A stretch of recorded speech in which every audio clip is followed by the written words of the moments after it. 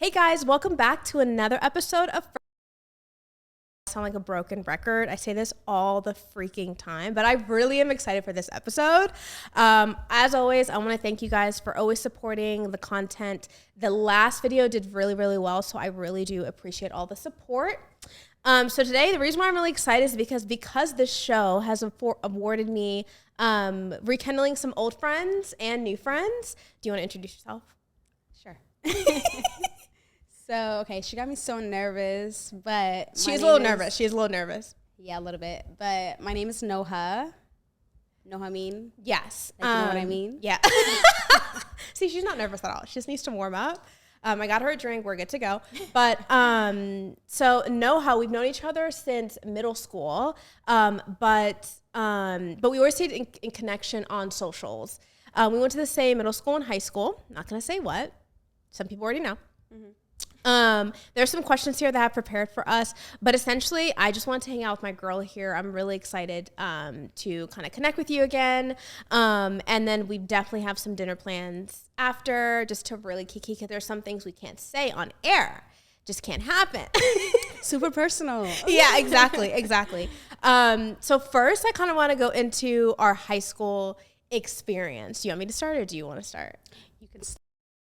So what was funny about this is before we recorded, we actually were kind of just going down memory lane. And it's so funny how you perceive yourself versus other people. Like my perception of her is potentially not how she sees herself and vice versa. So in high school, I've talked about this before, but I'm the youngest in my family, and I just stepped into high school with kind of in my siblings' shadows, and I forced myself in that position, no one else did. So from my recollection of high school, the one way I could say it is I just was trying to fit in. As an Ethiopian American girl, I was just trying to fit in, whatever that meant, regardless of like what sports I played, what extra activities that I did, down to like who I hung out with and stuff. Looking back, I feel like I would do some things different. We went to a predominantly Caucasian high school, I would say, or split 50-50. Yeah. It was one of the diverse ones, I will say. Mm-hmm. But as far as the county goes, it was definitely, but it was one of the Yes. Yeah. And I actually was watching stand-up this morning. He's my favorite comedian. I talked about this in another episode.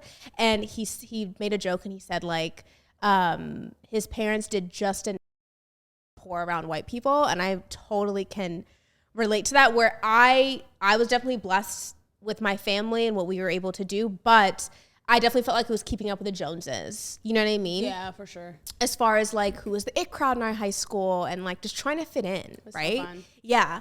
So what is your memory of high school and middle school? Of course, I was trying to see like what's going on. I was like, okay, so what do we have here? Yeah. You know, so for me, I don't know. It was cool, I guess, overall. Like, I just went to school and came back home, and I wanted to find, like, I played a lot of sports, basically. Mm-hmm. That's how I distracted myself and kept myself busy. So that is a lot of our... That's a good way to put it. Though. I was quiet because I didn't want like drama. Like I don't have time for that. Yeah. For bullying stuff. Yeah. I literally did not have time for that at all, because it's like hustle. It's not gonna be bullying because I'm gonna talk back. Yeah. So I'm gonna like, you know what? I'm gonna be quiet. I'm gonna end up in the principal's office. So let me know. School, so that has happened before. Yeah.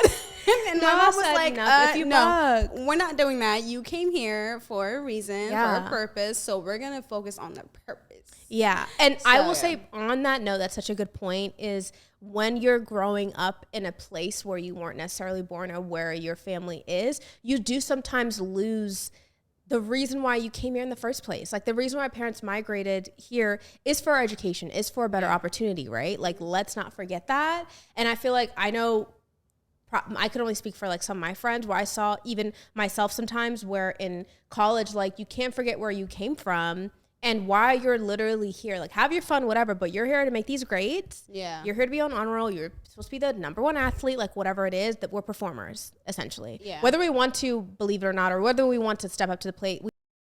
And our parents expect us to be A+ students and like all those things. It's all about like maintaining that goodie. Yes. Good Girl, student, yeah. good girl, you come Good home. daughter, like, absolutely, Like, yeah. And you follow the American dream style as well. Yeah. So I feel like, so yeah. how, if you feel comfortable answering, it's okay if you don't. How did that do you remember like how that made you feel? Were you like, okay, let me do this, and you were excited to do it? Or you were just like, the F am I doing with my life? Like what?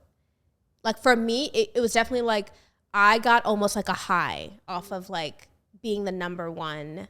Like that's where my identity came from. And a lot of this episode is going to be talking about identity. Yeah. So how did you feel? Like how that made you feel? Were you like, let me step up to the plate and do this? Or were you just like, because some people really go against that from a very young age. Mm-hmm. I didn't, because I was terrified too. So are we talking about young age or like college age? Yeah, well, both. Okay. Yeah. Yeah, because I feel like in high school and like just growing up in general, it was different because we were all smart in a way. Like most kids, like it was cool to be the smart kid. Like it was cool to be in the IB class. Oh, true. Remember? That was our generation, like the honor classes. So it was like the Why cool do you thing. remember more of my high school than I do? Of like my Yeah. experience. Like she's telling me And all she about me. She had a resting bitch face. I did. I still do. She was not friendly at all. I still do. Mm-hmm. I still do. Yeah. I was so about I still really do. I was so still about me at that time. Because at that time you just care about. You did great though. Because you were like one of the smart. See, looking back on it, I didn't feel that way. Which is crazy because you look like, yeah. Yeah, I mean, you, you knew what you were doing. But that's what I'm saying. I just mastered how to look like I was doing well when I just, and here's the thing is I didn't know I wasn't doing well until you're out of it. Like when you're in the trauma, you don't actually know you're in the eye of the storm. You're just like, okay, you just have to survive. Mm-hmm. So it's years after that where like when we really connected, I really like started to think about, before this episode, I was prepping and I was thinking about like our high school, like what do I remember from it? Like connecting with some of my old friends and be like, hey, what do you remember about this day or this event that happened? So it's just so funny, our memory about it. But yeah, on the topic of identity, what is something that you, did you know identity when you were younger at all? Do you remember that at all from your high school days to now? Well, it's like, so I was born in Ethiopia and I moved here when I was younger. So, and I'm also half Eritrean. So, you know, for me, my family just kept me away from the politics aspect of that. So I just loved who I was. Like I knew I was who I was, and, like my foundation and everything. So we were more focused on like community, like, you know, like everyone raising me in a way. Shout out to them. Yeah. And so just that was my foundation. But then when I came here, like right now, just looking back, it's like I'm like half and half in a way because my foundation is there and then I grew up here. So with that, I would say maybe like I'm finally having a little bit identity crisis. Yeah. Don't we all? Just a little Don't bit. we all? Yeah. And that's really real because I was thinking like where this confusion came from when I was younger. It was my identity. I just didn't know. So I just pulled more into my, like, I don't know, Mila's Ethiopian, Mila's an American, Mila's a daughter, all these things. What's the one thing I can control is my performance and my grades. All right, let me just focus on that. So my identity came in my grades, which we talked about in previous episodes. That's just such a dangerous place to be because there really is more to life than just grades in a lot school. of Habesha kids went through that because we were all trying to prove ourselves. Like I'm the smartest kid, and I accomplished this. I did this. I did that. Where in college, a lot of us went through that because we're so trying to be book smart, and a lot of people didn't even succeed in that because I feel like you also need to be you just need a little bit of street smartness. For and sure. our parents have that. But our parents act like the street smart doesn't exist and they're so traumatized in the war and the survival mode. But like they don't want us to see that because for them the street smart is that way or whatever. Right. But like that gets you like, I don't know, you can really be smart. You can benefit from both. I feel like our parents are book smart and street smart. Yeah. Because sometimes they'd be like, why didn't you know how to do this and that? And I'm like, well, I didn't know that. Now I know. Right. No, yeah. That's such a good point. That is such a good point because the life things that you need to know, like I feel like college should have a class called What We Gonna Do. And we should have a little scenario and it's like flat tire at this time at like, how do we handle, like what, just life stuff, a mortgage, refinancing your mortgage, all the things that our parents necessarily maybe did not have resources to do it either, right? Because our parents to do it. For sure, because our parents, this is so true. Our parents did the best that they could with the information that they had at the time. And I think you would agree that we both had great childhoods and upbringings and things, but there were some shortcomings, not because of them, but because of that we are minorities in this country and we're just trying to like figure it out. You know what I mean? And listen, the first American that makes it to here, and mind you, we're the 1% that makes it out, you know? So that's kind of you're about to get me emotional. Yeah, so yeah, that's a lot. crazy. Like, you know, there are people.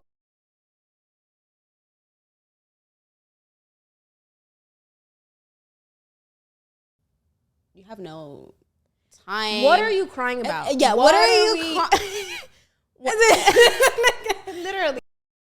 I also feel it. I also agree with them because I'm just like, yeah, I mean. Yeah, because it's like at least we have the luxury of like, you know, to be depressed and cry. Yeah. They don't have the time. Yeah. Even the space that we know that's in our vocabulary. They're like, we've done what we were supposed to do because you don't even know the life of that. Like we you think our parents are like, oh, I'm anxious. No, they grew up in a war zone. Like what? There's not. What are you talking about? Like, you know, it's like that's not an actual thing. But also like, they don't understand the system that's like put out here also where it's not really made for the first generation.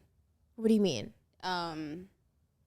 Like the rich stays rich and for sure. Yeah. So that aspect of it or whatever, but like that's what I'm saying. That's where the street smartness come into play. So you know how to know the game, move and know the game, and that's why I think our college was a tough transition for all of us because not just even academically, but just in our personal lives of just like how to communicate at a gathering or.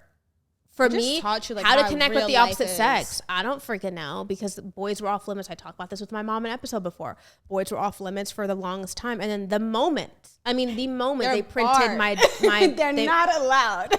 Remember the moment they printed out my diploma, my parents are like, where's the husband? Not even where's the boyfriend? Because like, how the hell am I supposed to get a husband without a boyfriend? Let's just start there. But that's a whole other episode. But so I'm like, how I can see where they're trying to protect us, like in that for aspect. Sure. All of it's protection. Like when they're trying, all of it is protection. It's all of protection, like, for sure. Sometimes that protection is not protection. It's not. Because here's the thing, you can't take your let's just say two things. You don't have any children, correct? No.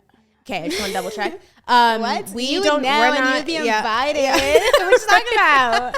I just never want to assume. We are not parents, so like literally just tell us to shut up or skip through this part of this episode. But I just feel as though they possibly may want to parent us as if they were home, and you're trying to raise an Ethiopian baby in this American culture, which I know is already, parenting alone is ghetto. It's very, very difficult. Yeah. So they need to take that in consideration that like, it should be okay that I want to talk to my parents about my social life when my mom is like, honey, you're 16. What social life do you have?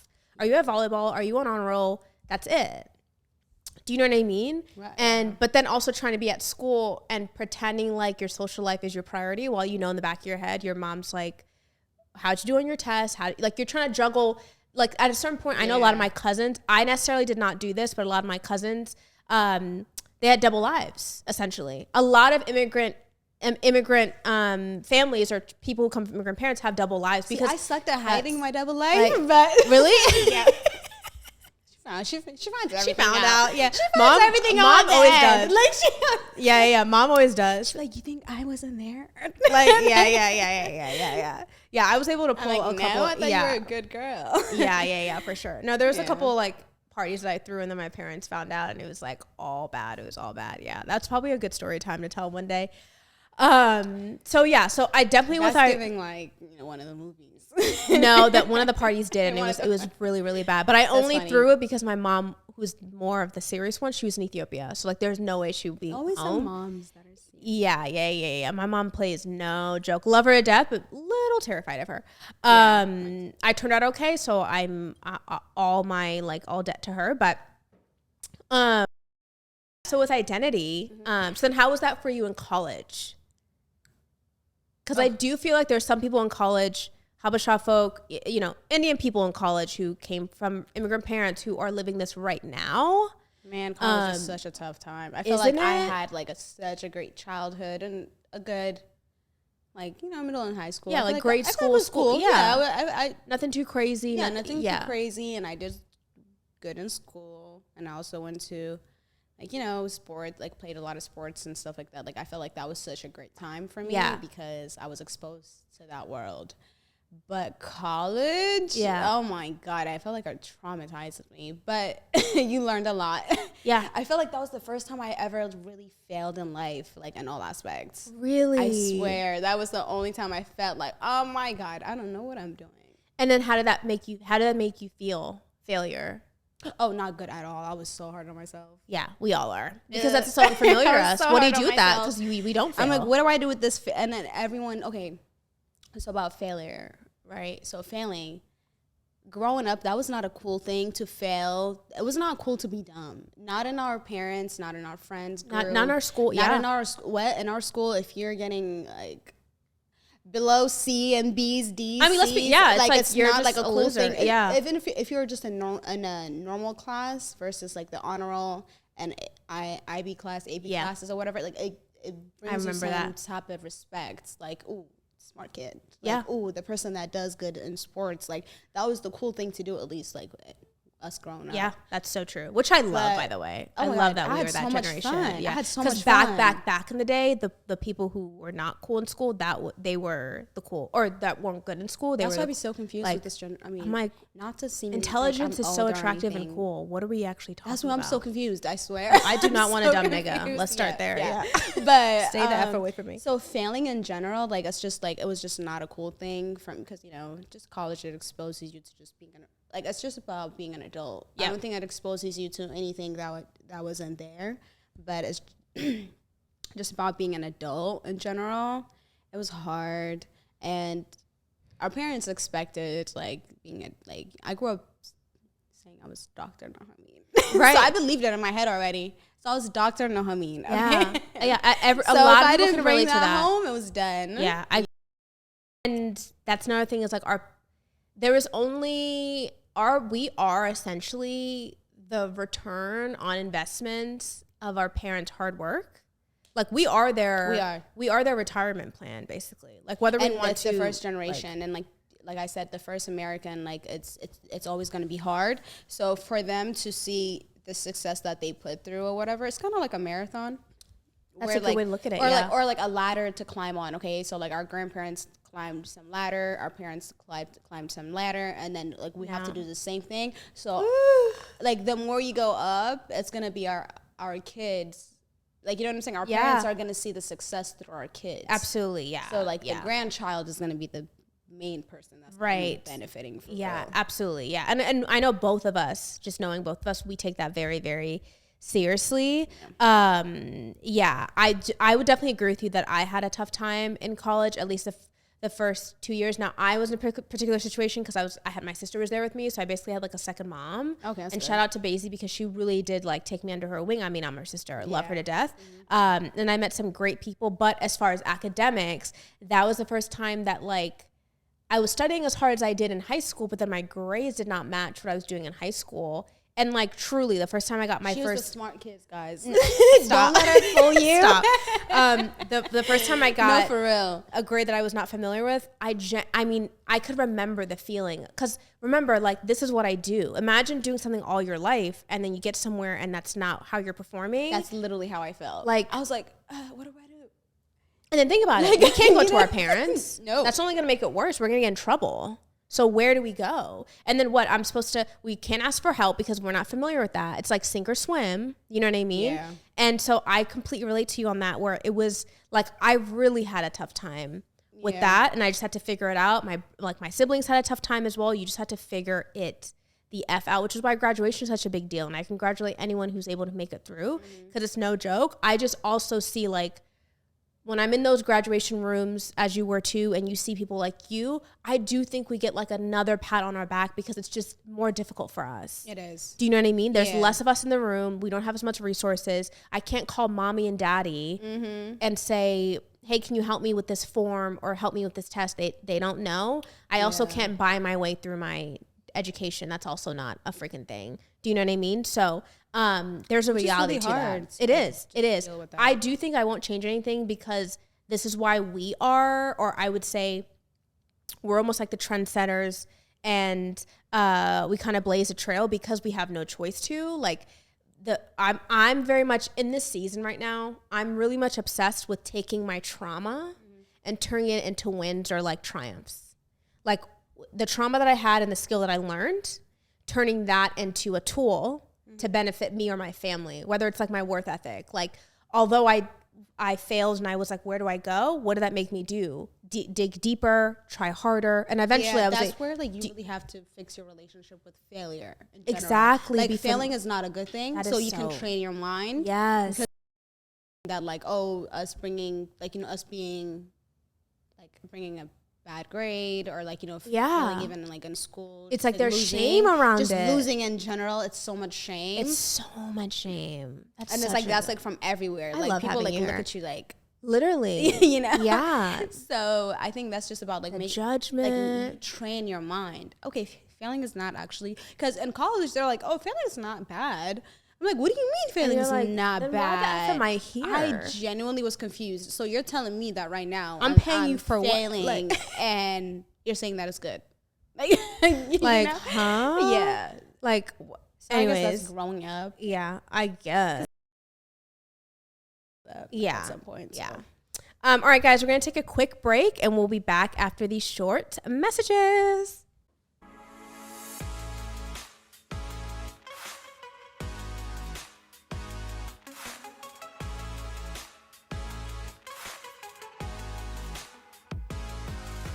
All right, guys, we are back. That was a shameless plug. Firsties Pod everywhere. I'm also going to include all of her socials down there.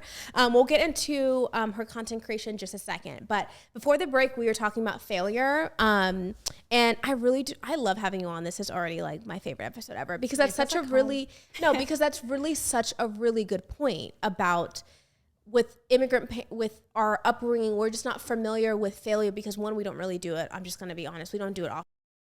Performers and we're number one. That's just it, right? Yeah. And trust me, it's not like we do want to be, but it comes with trauma. So like, be careful what you pray for or what you want. But I also think, when I was younger, I definitely saw success as like linear. Like it's just their success, let me go to it, my destination. When really part of success is failure. Like, oh, this didn't work. Or it's like other pivot. people fail, but I'm not gonna fail. Exactly. I'm gonna succeed. Yeah. And that's where I got the comparative thing with my siblings of like, okay, they did this, I need to do this differently. Or like whatever the case is as being like the youngest. Are you the youngest in your family? No, you're the oldest. Well, I'm the baby. So like, my brother and then it's me. Yeah. I'm the baby too. I'm the baby. So I'm definitely like, even though like I don't have, 2 other siblings. Yeah. I definitely am the baby. Yeah. With birth order has a bunch to do with just like. Yeah, I definitely feel where you're going. Yeah, exactly. Yeah. So to pivot on this episode, so you are a content creator. Mm-hmm. She's also a model, as you can tell from her stunning appearance. Oh my God, you mean you're seriously like drop dead gorgeous. It's like stupid. First of all, I don't even do podcasts. Let's talk about that. Yeah, let's talk about it. So when I reached out to her, camera shy, she was like, "I'm only doing it because of you," and I was like, "That's almost made so a U-turn sweet." Like, coming here. I was like, "Oh my God, I'm so sweaty right now." But it's not too bad, right? It's not too bad. Yeah. But don't ask me to be on no camera. Yeah, except for you. So it's so interesting how I want to talk about how we're perceived online or what we give off versus how we are inside, even from growing up in our family. Like the feedback that she gave me before this episode is like, you just seem like you had everything together and you were smart and you were like a great student. Girl, I was faking it till I make it. I was dying inside, like anxious like no other. Looking back, I'm like, oh, I was anxious. Oh, that was a panic attack. That was a panic attack. Oh, like, wow. Yeah, but I fake it till you make it. Now, what you're not going to see me sweat. right? Because that's also failure. That's also really good. you're not. Yeah, for sure. That's what our parents taught us. Poker face. For sure. Face. Yeah, it's fine that my heart rate is up. It's fine. It's fine. So you're a model. Yes.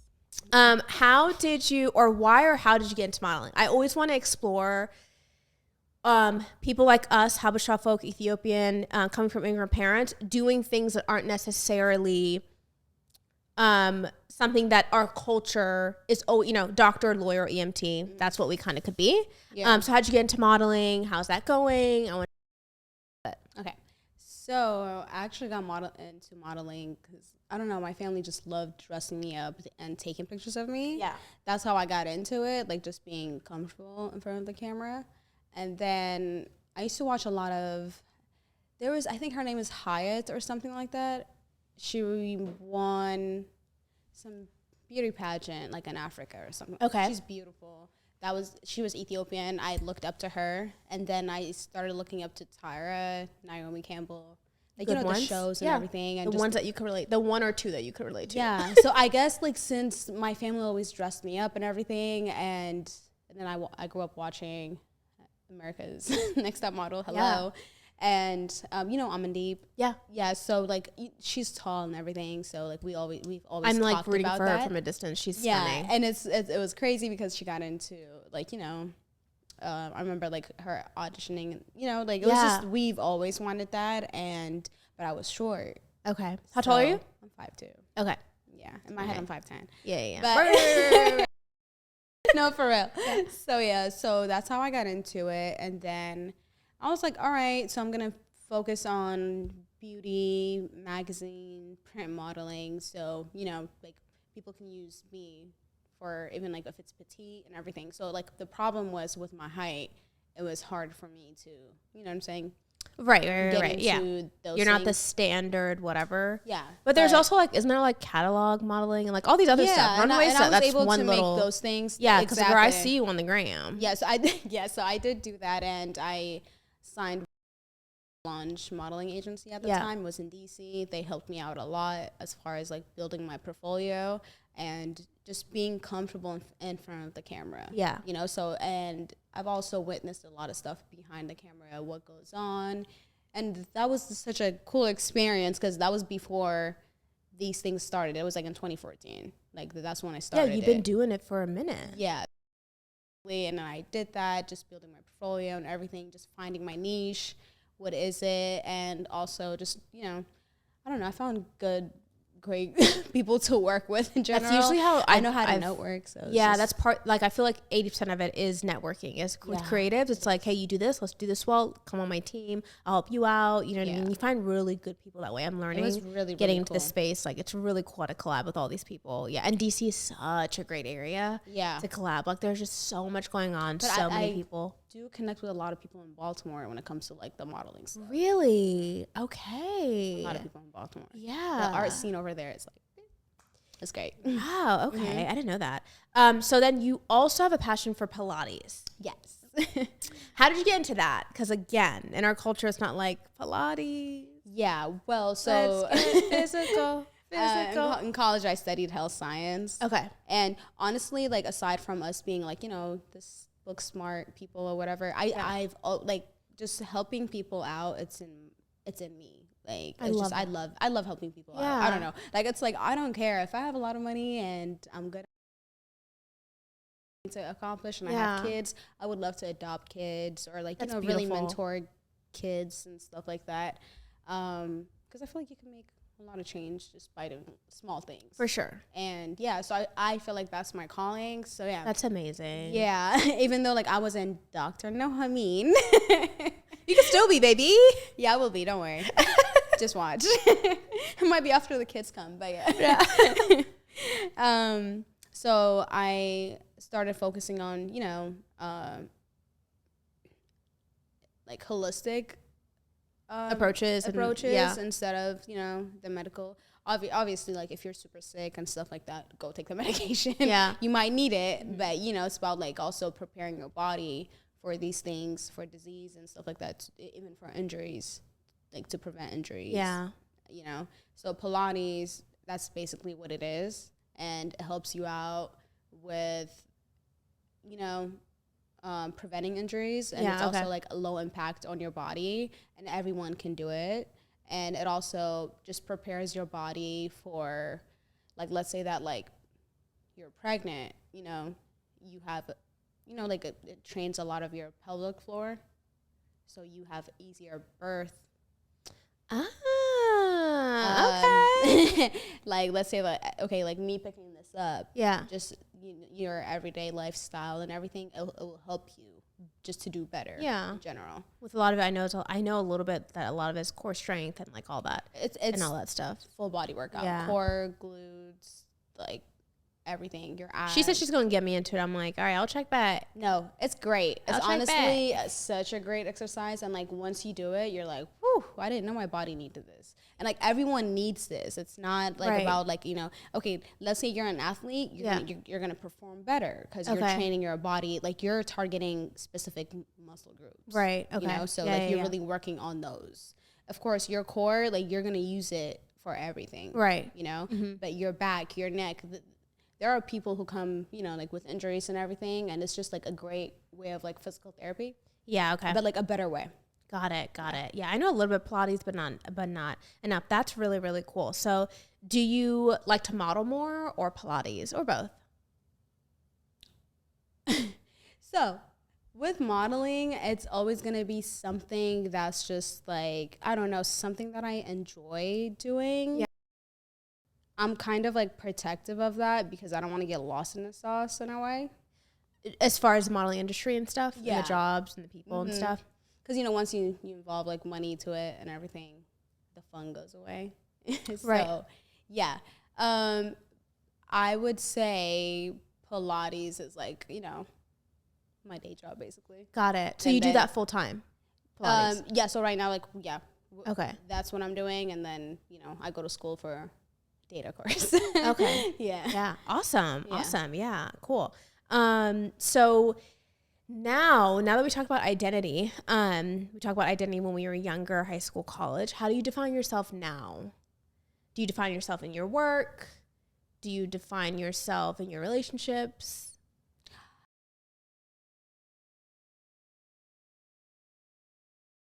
You know, my career in general, like, even now I'm still going through like school and everything when it comes to like my career. That's why I say like modeling is something that I do like as a part-time job, like, you know, as a freelance, you know. Yeah. Like, I'm figuring that world out. So for me, it's not like, you know, that's like my go-to thing or whatever. Right. For me, it's like being stable, having a career matters, and then my Pilates is like also part-time. Yeah. You know what I'm saying? So my career is like still coming together. Just like me. Yeah, my career is like the big thing, like the full-time job. You sound just like that me, comes to that, and then Pilates is something I do like, you know, on weekends or like early in the mornings, late night. And as far as like also just teaching people how to do that and everything, that's gonna come in. And then my modeling is like a freelance thing. Yeah. You know, it's like, okay, I'll do it because it's cool. Yeah. I love it.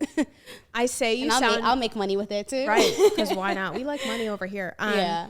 I say you sound just like me because for even till this day, I prioritize my career and getting the bag over anything, which isn't necessarily something we probably should explore. I think it's just the hustler in us and the performer in us that we're not where we think we need to be, or like we have to always keep like pushing the needle forward. So I don't prioritize, you know, a partner at the moment or anything like that at the moment, because I'm just grinding and I'm really loving my job. In that department, I swear that's like the because we did not learn love. You know what I mean? Yeah. Like my let's say my friend Catherine, you know what I mean? From a young age, from a healthy young, not inappropriate age, she started dating boys and like saying like, okay, I like this about a person, not this about that person. 28, 27 now, she has a healthy-ish relationship with, you know, when it comes to like, I always say I'm at like a kindergarten level, because again, it was like cut off for so long. So I'm like, what I'm familiar with is performing and prioritizing myself and what I need to get ahead. And so that's my podcast. That's my job. That's, you know what I mean? Especially with everything now. Yeah. Like, you don't know which box you fit in. Oh my God, for sure. I'm like, and then I'm just going to go ahead and control what I can control, which is my career.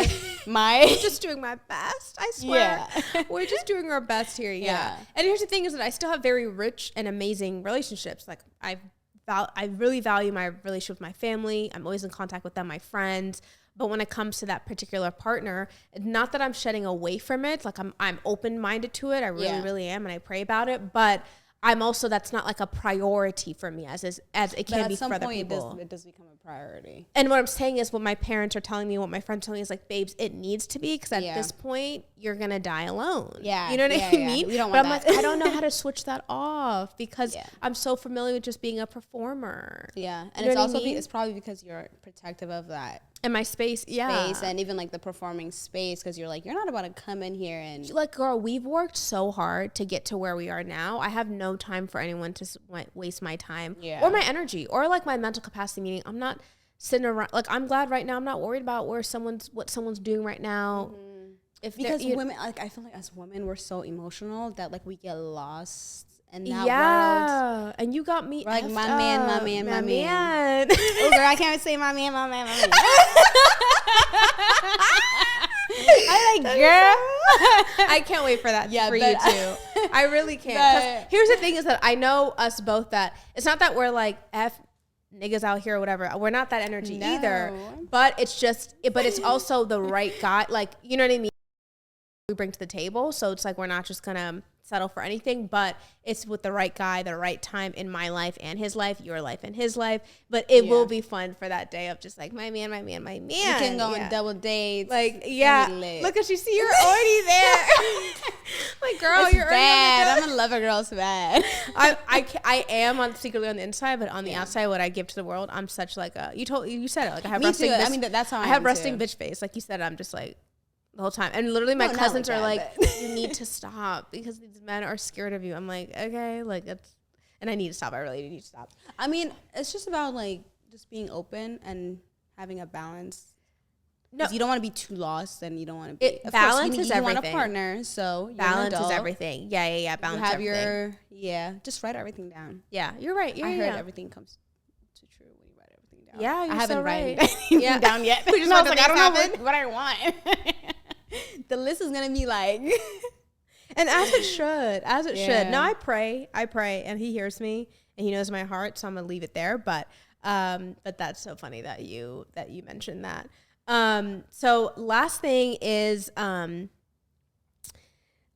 specifically with modeling, I do feel like when people hear that someone's a model, they have a particular like perspective, or they have an assumption of your lifestyle or like what have you. Do you think you being a model has impacted the other parts of your life, whether it's like how you see yourself in the mirror, how maybe men approach you, or how you are in your relationships or anything like that? Like, do you think the specific, because here's the thing, I feel like any content, any creative, right? Musician, rapper, comedian, I just had a comedian on, model, whatever. Those are the only professions that actually do possibly might impact the other parts of your life. Where when you're working like a front desk job, which is totally fine, that never spills into your personal life or whatever. Where modeling or being a musician or being a host can spill into your personal life because we're out there, we're in the public. Yeah. So do you have any feedback on that or anything where you've noticed that it has impacted your life? Just because you're obviously a very stunning woman. Oh my God. Yeah. See, I'm like, what? That's what I love about you. Just like, you're just so unaware of that. Yeah. Which is crazy. And then your heart is just so beautiful. Like, it's just. Oh, thank you. No, but really, yeah. That. And that's what I'm saying. So as a model or whatever it is, like, that's where I focus on, like, the heart. Gotcha. Like, like the. Don't get lost in the sauce. People. Yeah. That's what you meant by that. Gotcha. Okay. Yeah. Like, it's about like who I am. Proud of that I do not want to get lost in the sauce. That's why, like, when you're being, like this model or whatever, like this pretty, like if you want to, you can be arrogant, like, you know what I'm saying? You can just be like, I'm that girl, so don't even come my way. Right. I can definitely do that. It's easy to do that. Right. It's just an act. Yeah, you know what I'm saying? I can definitely do that. You can definitely go there, That's not who I am. Yeah. And that's where I'm saying, like, I don't want who I am to, you know what I'm saying, like, I don't know, like, who I am as a person matters to me so much that's why I don't want to take modeling like all the way. Because it's tough because you're all those people who have been guilty of it, they're human as well. Like, so many things are coming their way, so I get that it's tough. So I try to be protective of myself and like my personal lifestyle. So that's why you don't see like there's a lot of personality like on Which is crazy Instagram. because her personality needs to be immediate. Like I need a No, video. y'all, I I'm need not a video allowed. now. Y'all better come in person. I'm like, you need to be on camera all the Yeah, time. see, like, oh my God, I can't. Yeah, it's so much to be on camera. Yeah. And like, you know what I'm No, saying? Deal trust with. me, as someone who decides to put herself on camera, it is a lot. It is a lot. Yeah, the Yeah, you feedback, just the have to- whatever it is. yeah. But here's the thing: is Maybe that once I'm comfortable with the feedback. no, for sure. Yeah. This point, I do want to talk about how I feel like God's timing is everything, because I feel as though I was supposed to be in this seat 4 years ago, but actually looking back on it, my self-esteem, how I looked at myself in the mirror, I would have crumbled. Mm-hmm. 4 years now, I'm not saying everyone has their days, and it's not like I think I'm just like the most perfect person ever, but things are able to bounce off me much easily now, right? Where if I do get a bad comment or someone who's not kind to me or whatever, I know who I am now more than I was when I was 21. And by the way, anyone who's in their early 20s, you could agree, they're treacherous. They're ghetto. They're so confusing. I'm like, how can I delete that scene? That chapter, like, can we just erase it completely? And so I think, like, for example, like I had my younger cousin on, and she was kind of concerned about like, oh my God, Mila, like, you could post a video. Like, I'm totally fine, but I'm not reading the comments or anything. I was like, why not? She's like, right now, I just know myself. If I see someone just saying like, her curly hair is off a little bit, I will literally like, I will crumble. I'm going to say something. And I'm like, I'm going to say something. Or my friends are going to say something. No, see, let's talk about it. And that's the thing, is that it's never me. I have to be in my family's group chat and be like, guys, it's okay. My mom follows me and all my content, everything I post, and she wants to just like go in on someone. And I'm like, that's not the Christian thing to do. I feel like I wouldn't mind like low-key content, but I just would be more aware of, what type of content it is. Yeah, and I totally get your hesitation, because even though I'm putting this out there, you cannot control how it's perceived. I could put it out there. I'm only doing this because it's her. I love you so much. I love you so much, Belly. You're sweet. I'm only doing this because you literally real. Text me and you said that. You're like, bitch, I am only doing this because of you. Like, yeah, you know not, what? I was like, you know what? Forget it. I'm gonna just do it. Like, and I really appreciate that. Yeah, we're literally almost done with the episode, and you're doing great. You're doing how do I do? Like, I'm not knowing me. I'm not even gonna go back and watch it. I'm gonna be like, I will say it is tough. Like, I have to edit this later. It's tough to watch yourself back. Like, it is tough. Like, no, not you, me. No, just in general. Yeah, just in general. Like, your voice, yeah, I'm like, yeah. Like, hearing I have to like though. hear my voice and stuff. Yeah, but You're doing great. So really, it sounds like you're not none of us will be all the way there, but it does sound like you know who you are, which is a very beautiful thing. Mm-hmm. Your parents would be very proud of you, love. Aww. No, but really, because you came here when you were younger, and you really had the Firsties experience, which is you are first gen, right? You have immigrant parents, and you just have to figure ish out.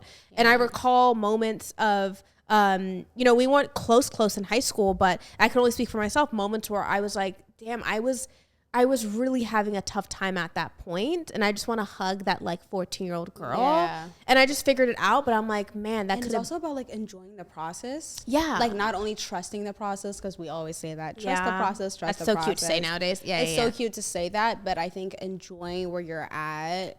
Even like, the like season that you're in. Yeah, if we were back there, we would enjoy ourselves more, just being a kid, rather than like bringing this type of grade and this and that. Yeah. That doesn't even matter right now. Isn't that crazy? It's not what I stressed about. My GPA, everything that we did doesn't even matter. It doesn't even matter. And what we're stressed about now won't matter tomorrow. Yeah. You know what I mean? So it's about like knowing what to worry about, what to not worry about. For sure. Good stress is good. The true, because it keeps us humble. Yeah, exactly. Yeah, for so sure. It's all about like knocking down like the bad stresses. That's so true. Yeah. And knowing who you are, being humble, and being grateful. And being grateful. And being grateful. I love that. Seriously. Yeah. I think we're going to end on that note. That was a beautiful note to end on.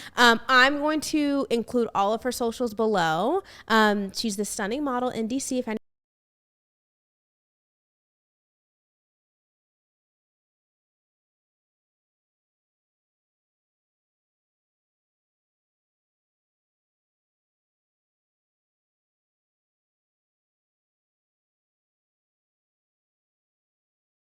I'll be back. She's like, now it's my show. Right.